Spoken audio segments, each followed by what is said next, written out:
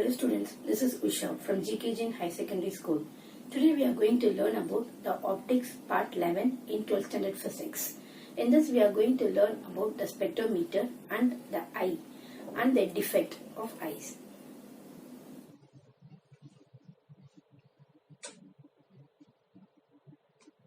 Twelfth standard physics optics part 11 reflecting telescope. This is a continuation of the last video which we have seen. So modern telescope use a concave mirror rather than a lens for the objective. It is rather difficult and expensive to make lenses of larger size which form images that are free from any optical defect. Telescope with a mirror objective are called reflecting telescope. Only one surface is to be polished and maintained. This is the advantage of using the reflecting telescopes. Next, we'll go into the next topic, which is spectrometer. The spectrometer is an optical instrument used to study the spectra of different sources of light and to measure the refractive index of the material. It consists of basically three parts. They are collimator, prism table, and telescope. First, we are going to talk about the collimator. Collimator is an arrangement to produce a parallel beam of light. It is a long cylindrical tube with a convex lens at the inner end and a vertical slit at the outer end of the tube. The distance between the slit and the lens can be adjusted such that the slit is at the focus of the lens. The collimator is slightly fixed to the base of the instrument. The apparatus which is shown here we have in the lab. When we go to our lab, we can see the apparatus and I'll explain you there once again. Prism table. The prism table is used for mounting the prism, grating, etc. It is of two circular metal discs provided with three leveling screws. It can be rotated about a vertical axis passing through its center and its position can be read with the verniers V1 and V2. The prism table can be raised or lowered and can be fixed at any desired height. Next is telescope. It is an astronomical type. It consists of an eyepiece provided with a cross wire at one end and an objective lens at its other end. The distance between the objective lens and the eyepiece can be adjusted so that the telescope forms a clear image at the cross wire when a parallel beam from the collimator is incident on it. The telescope is adjusted to an arm which is capable of rotating about the same vertical axis as the prism table. A circular scale graduated in half degree is attached to it. Both the telescope and the prism table are provided with the radial screws for fixing them in a desired position and tangential screws for fine adjustment. So first, before we start the experiment, we have to do certain adjustment of the spectrometer. They are adjustment of the eyepiece, adjustment of the telescope, adjustment of the collimator, leveling the prism table. This can be done. So first one is adjustment of the eyepiece. The telescope is turned towards an illuminated surface and the eyepiece is moved to and fro until the cross wires are clearly seen. Adjustment of the telescope. The telescope is adjusted to receive parallel rays by turning it towards your distant object and adjusting the distance between the objective lens and the eyepiece to get a clear image of the cross wire. Next, adjustment of the collimator. The telescope is brought along the axial line with the collimator. The slit of the collimator is illuminated by a source of light. The distance between the slit and the lens of the collimator is adjusted until a clear image of the slit is seen at the crosswire of the telescope. So to get a clear, well-defined image of the slit can be formed. Leveling of the prism table. The prism table is adjusted to be in horizontal position by means of leveling screws and a spirit level. The first experiment we can find is determination of refractive index of the material of the prism. Right? So the preliminary adjustment what we had discussed now can be fixed and the refractive index of the prism can be calculated by knowing the angle of the prism and the angle of minimum deviation. The first diagram shown over here. The prism is placed on the prism table with its refracting edges facing the collimator. The slit is illuminated by a sodium light. The parallel rays coming out with the collimator falls on the two faces AB and AC. The telescope is rotated to the position T1 until the image of the slit formed by the reflection at the face AB is made to coincide with the vertical crosswire of the telescope. The reading of the vernier is noted. In the same way, the telescope is rotated to the other side of the position T2 where the image of the slit formed by the reflection at the face AC coincide with the vertical crosswire. The reading again is noted. The difference between two readings gives the angle rotated by the telescope, which is twice the angle of the prism. Half of its value gives the angle of the prism A. Next is angle of minimum deviation D. The prism is placed on the prism table so that the light from the collimator falls on a reflecting face and the refracted image is observed through the telescope. The prism table is now rotated so that the angle of deviation decreases. A stage comes when the image stops for a moment, and if we rotate the prism table further in the same direction, the image seems to recede and the angle of deviation increases. The vertical crosswire of the telescope is made to coincide with the image of the slit where it turns back. This gives the minimum deviation position. The readings of the vernier are noted. Now the prism is removed and the telescope is turned to receive the direct image, and the crosswire coincide and the readings are noted. The difference between the two readings gives the angle of minimum deviation D. The refractive index of the material of the prism N is calculated using the formula N is equal to sin A plus D by 2 divided by sin A by 2. The refractive index of the liquid may be determined the same way using a hollow glass prism filled with the given liquids. Next, we'll talk about the eye. Eye is a natural optical instrument given by God to the human beings. The internal structure and the physics aspect of the functions of different parts of human eye you have already learned in your 10th standard. As the eye lens is flexible, its focal length can be changed to some extent. The distance between the eye lens and retina is fixed always at 2.5 cm for a normal eye. We can just discuss the optical functioning of the eye without giving importance to the refractive index of the two liquids. A person with normal vision can see object kept at infinity in the relaxed condition with maximum focal length f max of the eyepiece.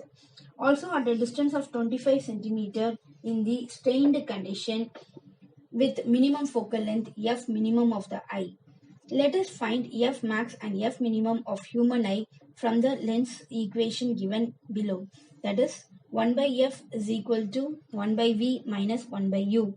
If the object is at infinity, u is equal to minus infinity and v is equal to 2.5 cm. The eye can see the object in relaxed condition with f max.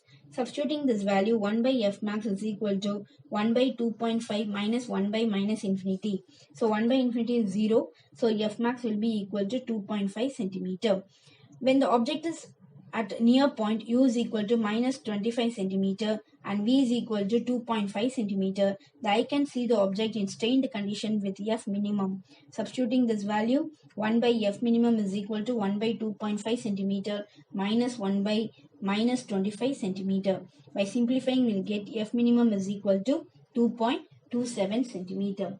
The small variation value, that is f max minus f minimum, is equal to 0.23 cm of the focal length of the eye lens, makes object visible from infinity to near point for a normal person. Next, we'll talk about the common defect of visions in the eye. First one is nearsightedness, myopia. A person suffering from nearsightedness or myopia cannot see distant objects clearly. This may result because the lens has too short focal length due to thickening of the lens or larger diameter of the eyeball than usual. These people have difficulty in relaxing their eye more than what is needed to overcome this difficulty. So we have to do a correction lens.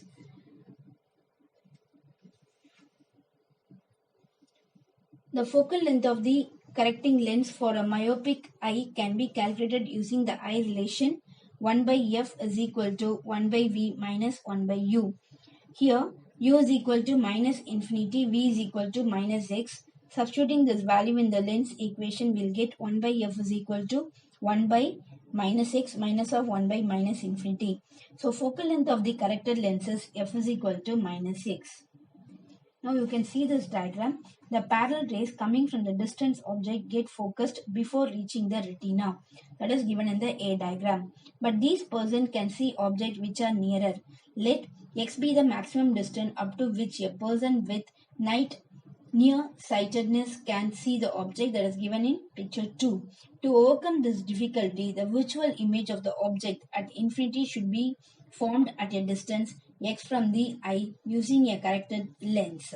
So that is only shown in the diagram C. So you got the focal length of the corrected lenses f equal to minus x. The negative sign in the above result suggests that the lens should be a concave lens. That's only shown in the diagram. So basically, the concave lens slightly diverges the parallel rays from infinity and make them focus now at the retina, which got clear focus before reaching retina in the unaided condition. Next one is far-sightedness.